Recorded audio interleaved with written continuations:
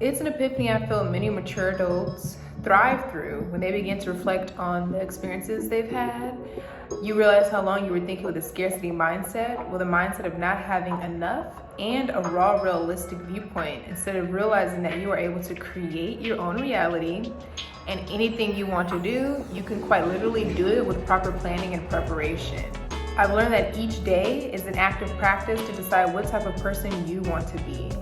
For the past couple months, it's not a book that takes a couple months to read, but I was reading it in the morning to prepare for my day. I completed reading Rick Ross's latest book, The Perfect Day to Boss Up.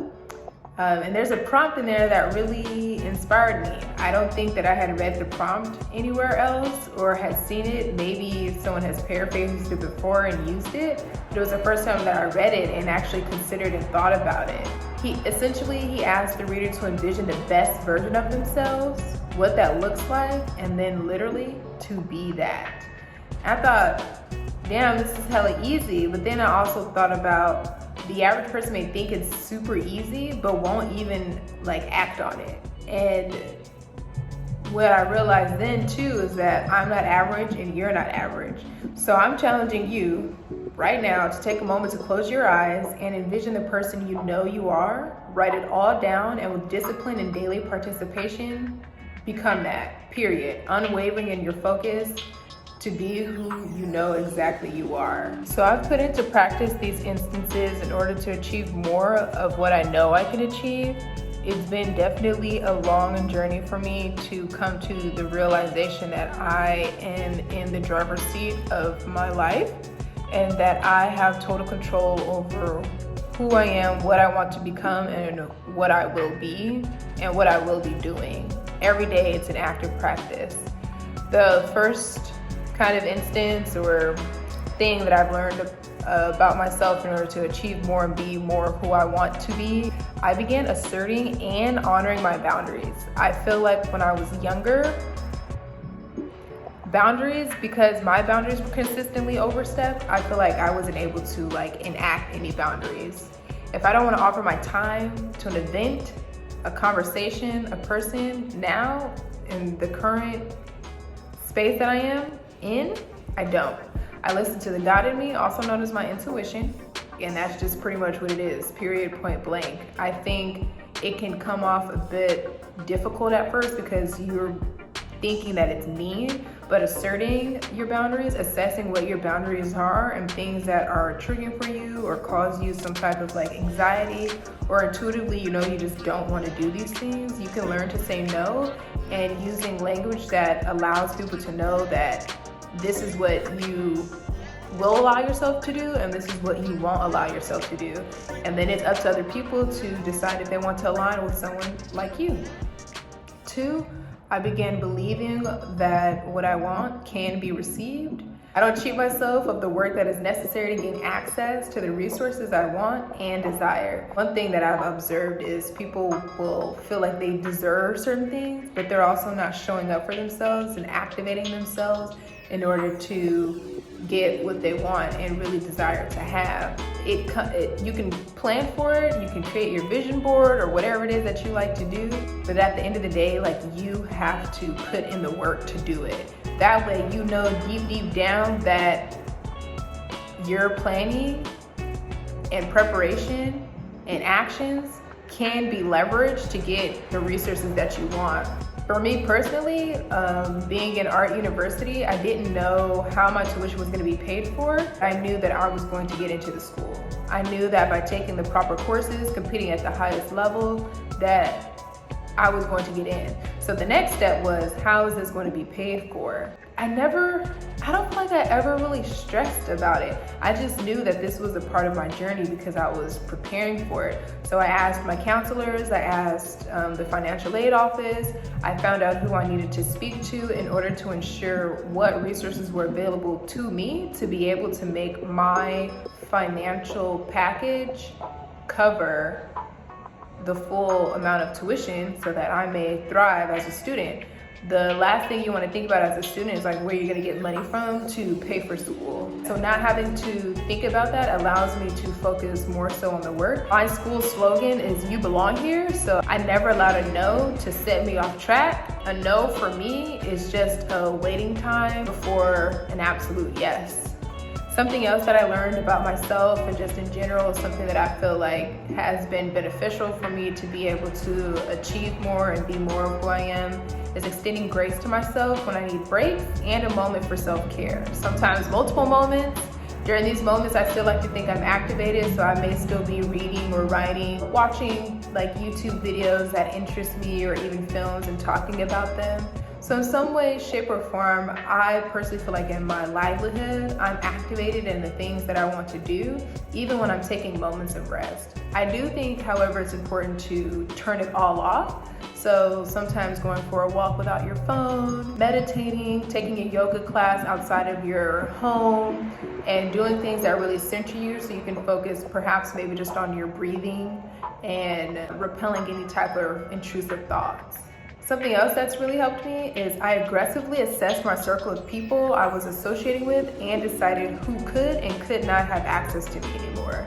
It may sound a bit harsh when you're thinking about these things, but you should really think about and consider who you are when you're with and around certain people. Do you feel at peace?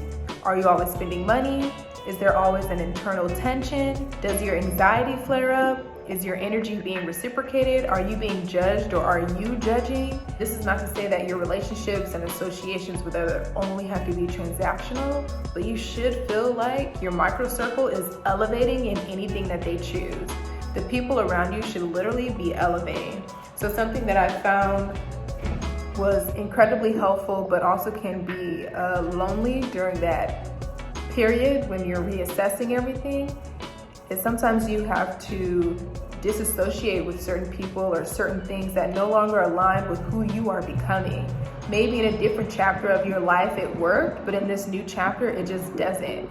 If your goal is to, let's just say, earn or even save or invest $100,000 in 12 months, but then you're hanging around people who are always spending their money on liabilities, it's just not gonna happen. You're also surrounding yourself with people who are spending money, so chances are you will be spending money too, which doesn't align with what you actually wanna do for the next 12 months.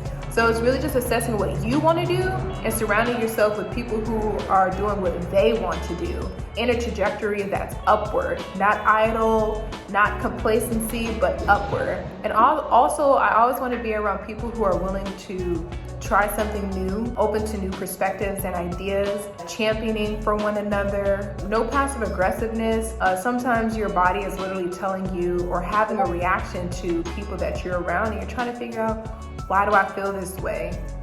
Your body's telling you that they don't want to be around like those people. I also notice certain people I'm just casually at peace with when I'm with them. Not that they make me happy or make me joyful, but I'm just at peace with myself when I'm around them. And I think that that is something that sometimes can be slept on or forgot about. 5,